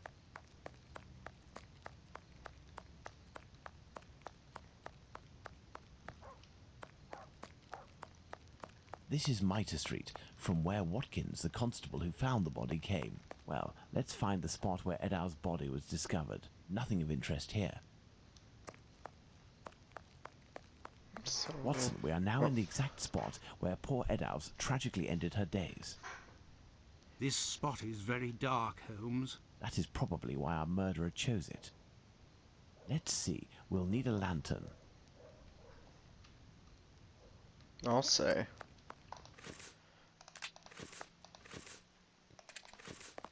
Why don't we use matches? Now then, we will need a lantern.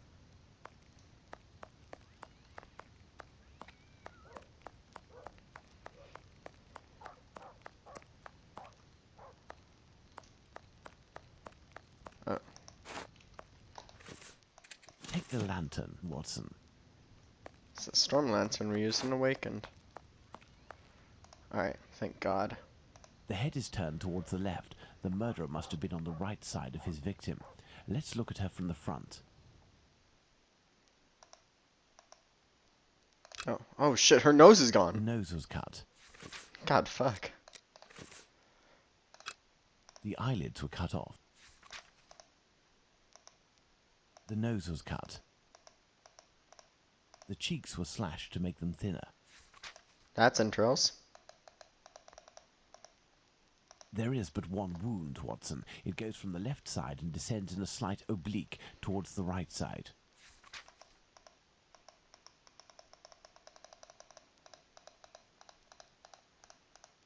There is but one wound.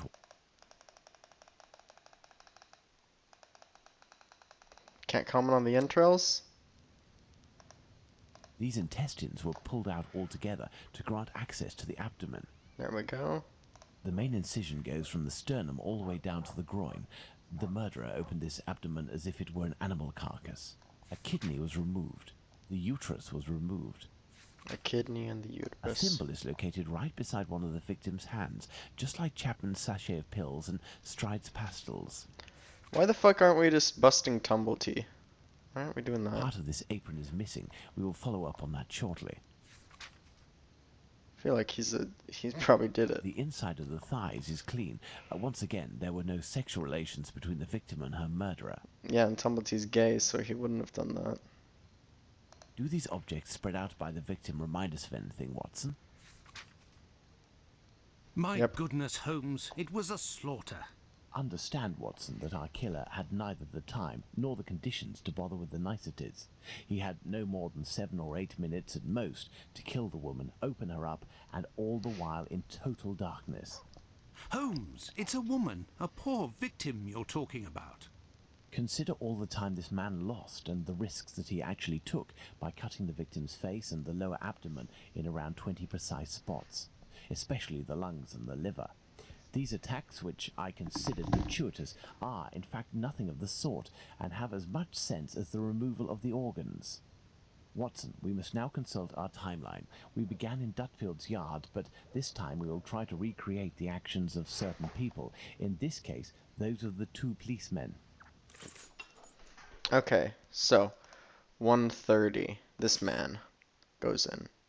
1:30 a.m. P.C. Watkins didn't see the corpse while on his rounds. Oh, If P.C. Watkins did his rounds properly, and there is no reason to doubt this was the case, as he discovered the corpse a quarter of an hour later, the murder hadn't yet taken place, and there was no one in Mitre Square, unless they were hidden among the shadows. which they very well Enter could have been. Mitre Square via Mitre Street, Watson, and stop and try to see me with the lantern.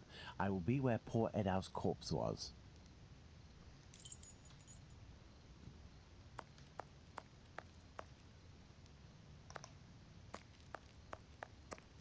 Enter Mitre Square via Mitre Street, Watson. Okay, I have the... Okay, so I have no reason to go that way. go in here. Bam. You could see I him. see you, Holmes. Yeah. Perfect, Watson. Let's look at our timeline, Watson. Murder hadn't yet taken place at 1:30. Very good, Watson. Thus we can categorically state that the murder had not yet occurred at 1:30. He arrives at 42. 1:42 a.m. P.C. Harvey arrives in Mitre Square. It should be noted, Watson, that the constable didn't enter Mitre Square. He could not have seen the corpse lying on the ground. But would he have been able to see a man sitting or standing? Go to the church passage entrance, then come back and try to see me while holding your lantern. I will stay at the spot where the victim was discovered.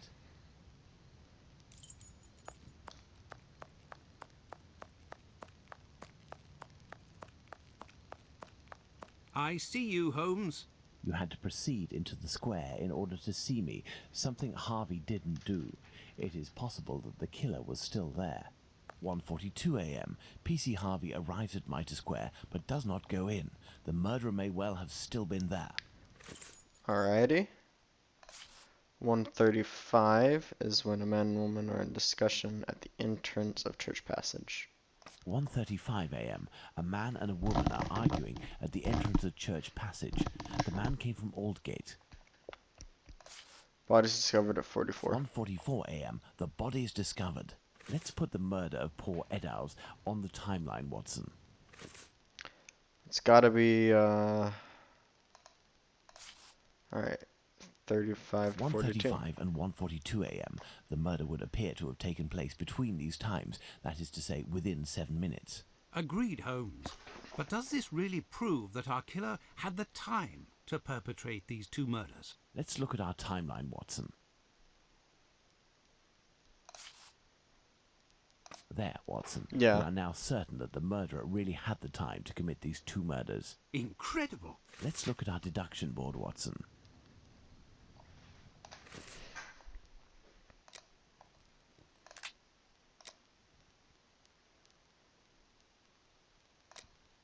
Cool.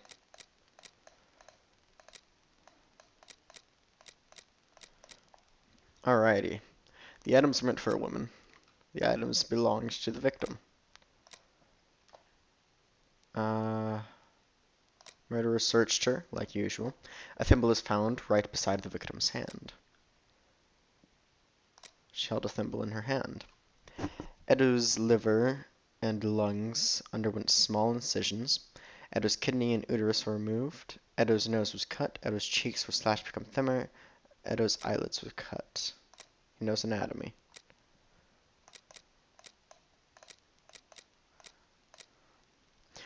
The wound to the neck goes from the right. Okay, yeah. Okay. The wound to the neck goes from the right and slightly oblique descending. Probably wanted to decapitate her. Or it was fierce. Same kind of that.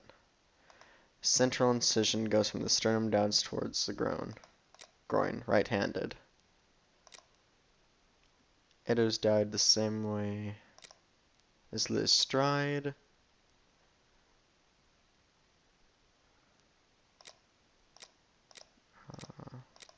Okay, yeah. They are the same person. Central incision goes from the sternum downwards to the groin. The murderer cut open the stomach in a surgical... Oh, no.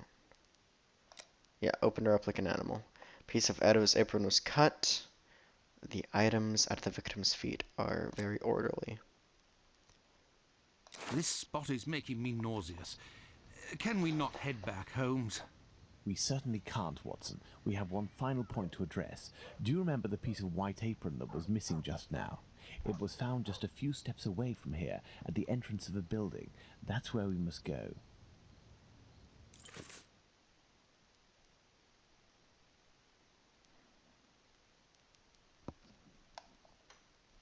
Wait. What? Right, that's right, that's right. Okay.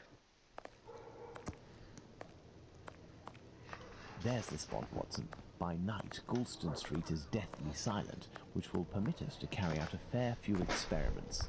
Let's find the entrance where the piece of the victim's apron and the mysterious chalk message were found. Okay, so this is where the apron was found. Leather apron's back at it again. He's the murderer. Look at these signs, Watson. We are in the Jewish High Street. Look at these signs, Watson. Wentworth, that's where There's it was. the spot where the apron and the message were found by PC Long. Now, let's recreate the scene. Remember, Watson, it was raining that night. Find me something with which to mimic raindrops hitting this wall while I write something with my chalk. The Jews are not the men that will be blamed for nothing. But what does it mean? That might actually be a reference to Apron, because he was a Jew Have that you was found going to be something blamed us to for pour it. water from, Watson? Find a container and some water. Let me remind you that it's night time and the street is deserted, Holmes.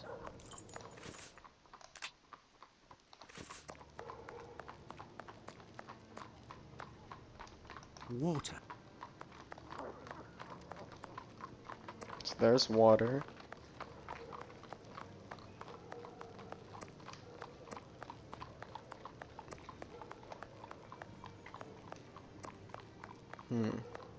That may come in handy. Who knows?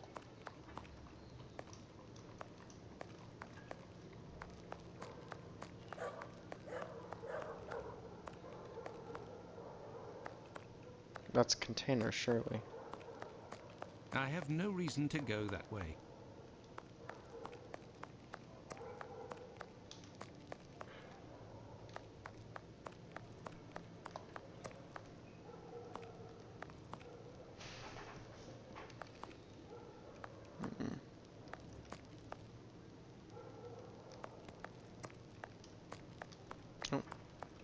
An old wooden pole. A merchant probably threw it out.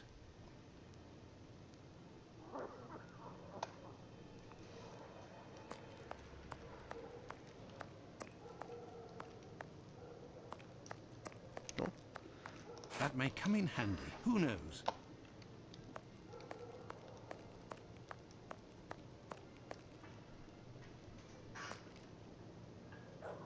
Oh. A watering can. That's what I need. But I can't reach it. Well, I know just the trick. A watering can. Or not. A watering can. That... Excuse me? A watering can. That's what I need. But I can't reach it. What the fuck?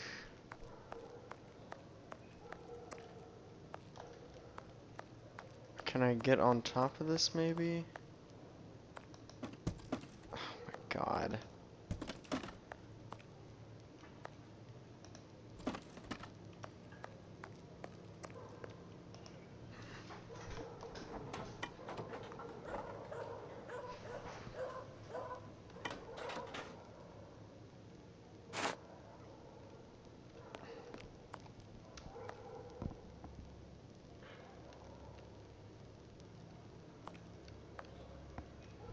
Okay. So now we have this, and we need this.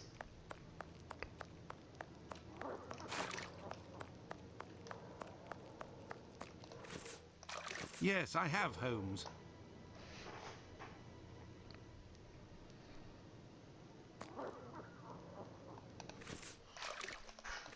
Alright. If this message were written by the killer, then it would have been lying in this entrance for up to 35 minutes before being discovered.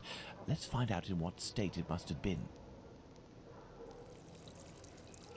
This message could not have withstood an entire night in the rain. During the investigations carried out on the night of the double murder, PC Hulse inspected the entrances of this street around 2:20 a.m. and confirmed to have seen nothing out of the ordinary. At 2:55 a.m., 35 minutes later, PC Long found Catherine Edow's piece of apron and the message in chalk. This message would not have withstood a whole night in the rain, as had I continued to water it for a little longer, I would certainly have erased it. It was written, therefore, at the moment when the piece of apron was dumped.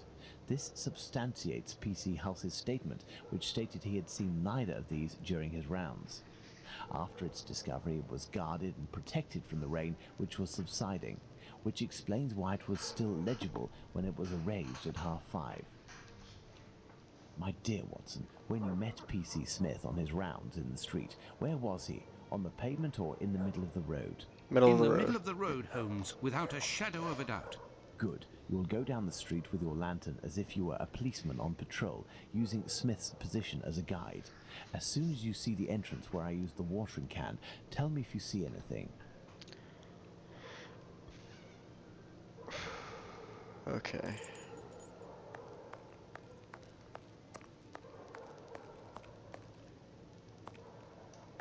No, you aren't in the right spot with the lamp, Watson. No, you aren't in the right spot with the... There, Holmes. From here, I can Oh. see something written. Can you read it? No. Do you see the white rag, Watson? I see something on the ground, but I'm not sure if it's what you were talking about. PC Long, who found the piece of apron, was examining the interior of the entrances, and yet nobody would have predicted that this piece of material would be discovered on the very night of the murder by a policeman on patrol. What are you trying to get at, Holmes? Let's look at this message on the wall, Watson. The Jews are not the men that will be blamed for nothing. In other words, the Jews were possibly blamed for nothing, but that will no longer be the case. Reading this message naturally begs one question. What would that be, Watson? Why? Indeed, Watson, why? For what reason would one have the right to blame the Jews in the future?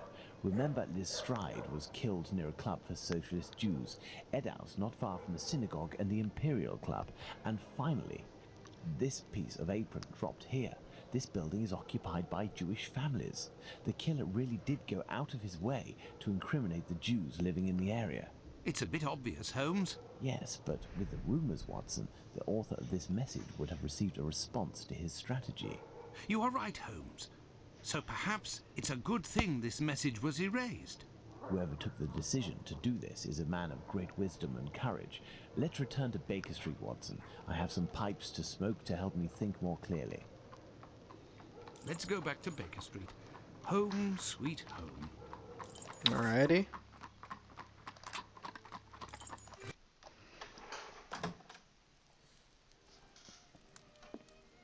I had nightmares all night, Holmes. As for you, I bet you didn't get a wink of sleep, did you? It's this chalk message business, isn't it? Among other things. And this lunatic is still running free. If only we knew what he looked like. But we do know, Watson. We have a fairly accurate description. I must have missed an episode of your adventures, Holmes. Not only have I heard you discredit the value of our eyewitnesses, but the few descriptions we do have don't seem to correspond. An inaccurate account can regain its value if we can discover why and to what extent the truth must be rewritten. We've learned a great many things tonight, and I'm able to tell you what our man looks like. Really? Yes, and we're going to need a few things, Watson. Find me 3 mannequins, my worker's costume, my 3 full wigs, one of your worn garments, yes, that can be used for the workman's outfit, and one of your old suits. Oh, and my deer stalker, the one I never wear, but everyone seems to think I wear day and night. I made a reference to how he never wears that stupid fucking hat. Well, guys, I think we're going to end it there. It's been a good one. Next episode, we'll be finishing up this game once and for all, and I am loving it right now, honestly. It's very, very cool, very atmospheric. And yeah, I will see you guys in the next one. Hope you enjoyed.